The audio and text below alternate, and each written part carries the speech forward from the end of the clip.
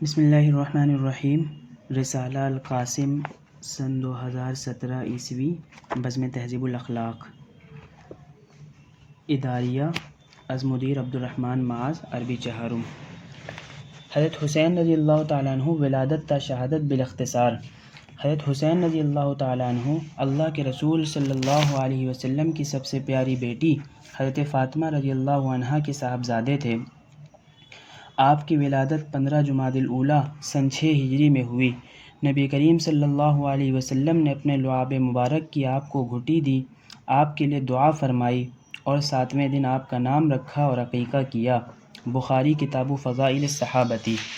اور آپ نے فرمایا، حسین مجھ سے ہے اور میں حسین سے ہوں، اللہ اس سے محبت کرتے ہیں جو حسین سے محبت کرتا ہے، اور حسین میرے نواسوں میں سے ہیں۔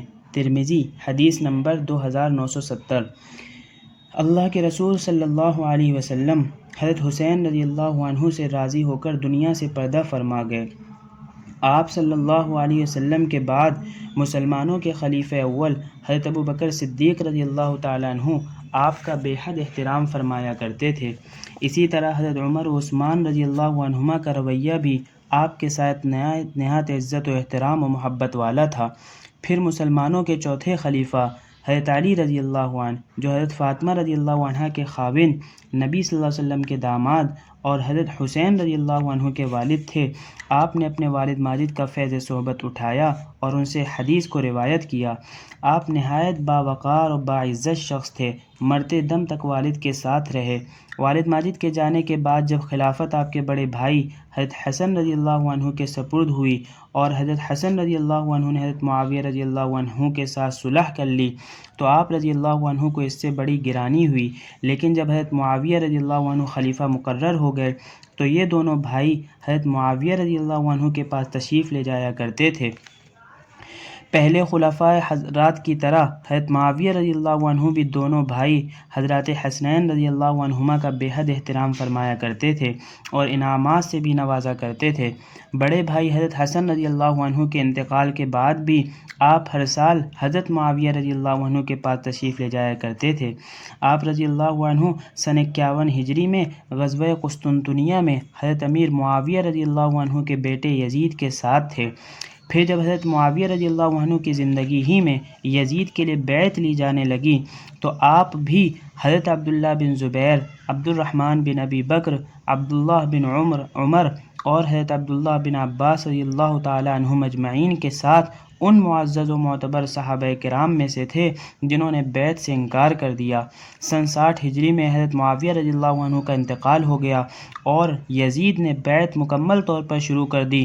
لوگوں نے جب اس کی خلافت کے بارے میں سنا تو جوق در جوق حضرت حسین رضی اللہ عنہ کی خدمت میں حاضر ہونے لگے اور آپ کے ارد گرد بیٹھ کر آپ کے ارشادات گرامی سننے لگے، اور پھر عراقیوں نے بھی آپ رضی اللہ عنہ کے پاس وفود و خطوط بھیجنے شروع کر دیے کہ آپ ہمارے پاس چلے آئیے۔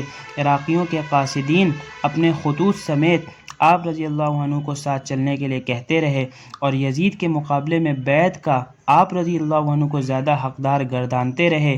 انہوں نے یہ بھی لکھا کہ وہ لوگ آپ کے آنے کے انتظار میں ہیں تاکہ آپ رضی اللہ عنہ کو امیر بنا دیں۔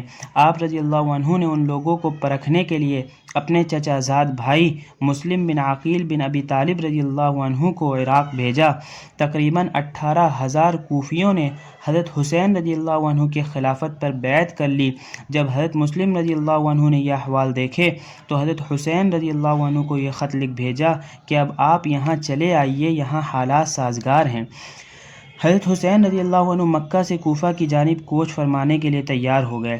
اب جن بے دید اور دھوکے باز لوگوں نے حضرت مسلم رضی اللہ عنہ کے ہاتھ پر حضرت حسین رضی اللہ عنہ کی خلافت و امارت کی بیعت کی تھی، انہوں نے آپ سے آنکھیں پھیر لیں اور آپ کی مدد سے ہاتھ کھینچ لیا اور آپ سے کنارہ کش ہو کر بیعت کو توڑ دیا، حتیٰ کہ ان بدبختوں نے حضرت آپ کو یعنی حضرت مسلم بن عقیل رضی اللہ تعالیٰ عنہ کو شہید کر دیا۔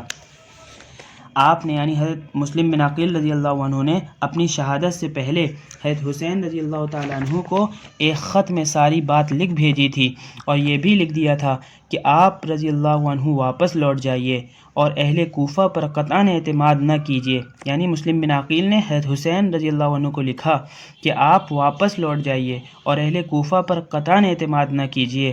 آپ کے والد ماجد یعنی حضرت علی رضی اللہ عنہ بھی ان سے جدا ہونا چاہتے تھے، کیونکہ یہ لوگ جھوٹے، مکار اور دھوکے باز ہیں۔ مگر حضرت حسین رضی اللہ عنہ مسلم بن عقیل رضی اللہ عنہ کا خط پہنچنے سے ایک روز قبل 8 ذی الحجہ ہی کو مکہ سے نکل گئے تھے۔ جانے سے پہلے کئی صحابہ کرام رضی اللہ تعالیٰ عنہم نے آپ رضی اللہ عنہ کو روکا بھی۔ حضرت ابن عباس رضی اللہ عنہما نے کہا، اگر آپ کا جانے کا اٹل فیصلہ ہے تو پھر آپ اپنی اولاد اور خواتین کو ساتھ نہ لے جائیے۔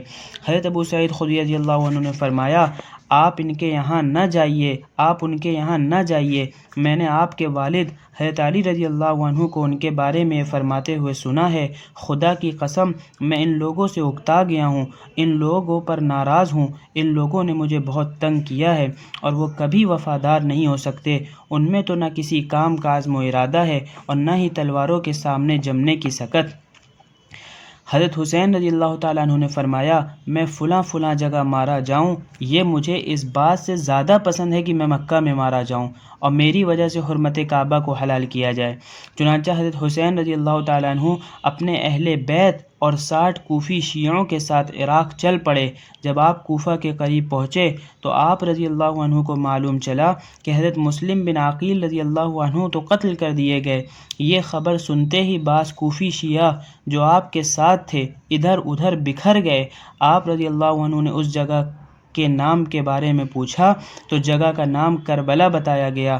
آپ نے فرمایا، یہ جگہ کرب اور بلا والی ہے۔ آپ رضی اللہ عنہ یہیں پر تھے کہ یزید کی طرف سے عمر بن سعد کی قیادت میں ابن زیاد کا لشکر آ پہنچا جو آپ کے ساتھ قتال کرنا چاہتا تھا۔ اب دونوں جماعتوں میں جنگی مباحثہ، جرح قدح اور بحث و تمحیص ہونے لگی۔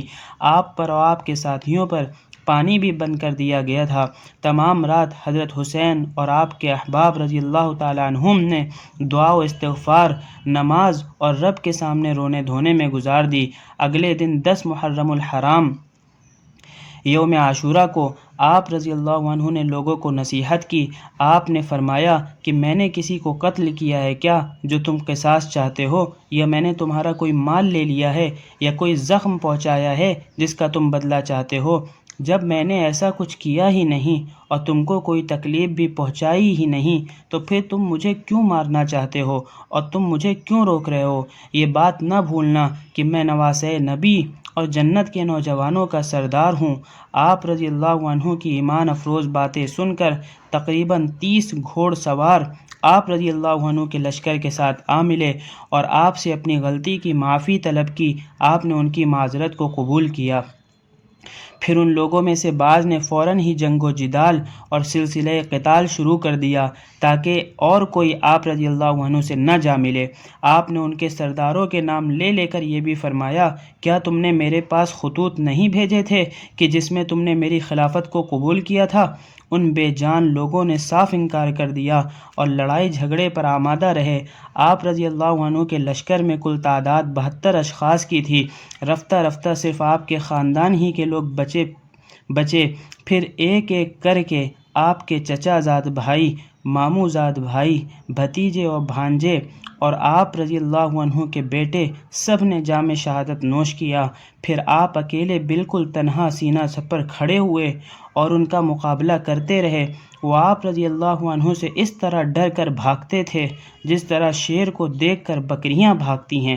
پھر ایک بدبخت نے آگے بڑھ کر آپ کے برنس کو کاٹ کر پھینک دیا۔ آپ نے عمامہ پہن لیا۔ پھر ان بدبختوں نے آپ پر یک بارگی حملہ کر دیا اور آپ رضی اللہ عنہ کے بائیں کندھے پر تلوار ماری جس سے آپ نیچے گر گئے۔ پھر ایک جہنمی اور لعنتی اور نہایت ہی بدبختی والا شخص آگے بڑھا، آپ پر نیزے کا وار کیا، آپ زخمی ہو کر دوبارہ گر گئے۔ پھر اتر کر اس نے آپ کا سر مبارک تن سے جدا کر دیا۔ انا للہ و انا الیہ راجعون، انا للہ و انا الیہ راجعون۔